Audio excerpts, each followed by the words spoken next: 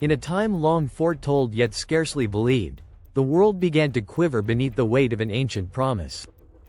The days of quiet complacency were over, the heavens darkened, and the sun's golden glow was replaced by a twilight of sorrow. As foretold in the sacred scrolls, the signs emerged: a blood-red moon, stars that fell like shattered dreams, and an earth trembling under the divine decree. The very fabric of creation quivered as nature cried out in awe and fear, for the hour of reckoning had arrived. From the parched lands of the ancient deserts, a lone prophet roamed, a man whose eyes burned with the fire of divine truth. His voice, hoarse from years of witnessing mankind's folly, rang out over silent cities and ruined temples. With each step and every measured word, he recalled the verses written in the holy texts. "Behold, the end is nigh, and the seal of eternity is broken."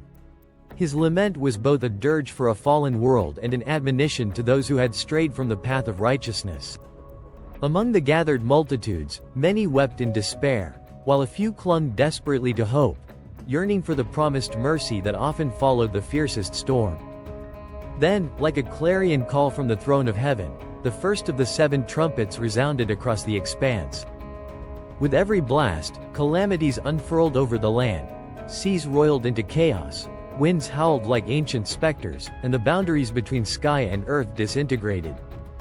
In one moment, cities that had once pulsed with life were reduced to ruins. In the next, the divine hand swept through the lands with righteous fury, purging the unworthy and enkindling a fierce hope among the repentant.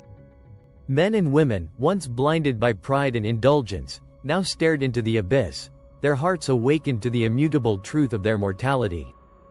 As the series of angelic proclamations climbed inexorably to the final, earth-shattering trumpet, the prophet ascended a crumbling stone altar high atop the remnants of a once holy sanctuary.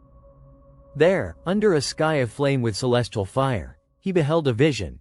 A blazing figure cloaked in light, whose majestic presence banished the dark tapestry of despair.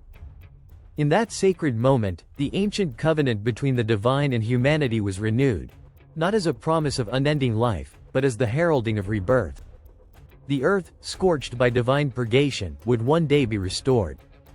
The final judgment, though brutal in its delivery, carried with it the seed of a new beginning, a promise whispered through the ages that mercy would rise from the ashes of devastation.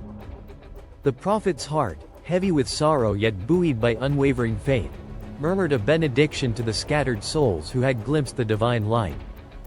Repent, for the end is but the threshold of redemption. Let the tears shed today water the seeds of a future bathed in grace.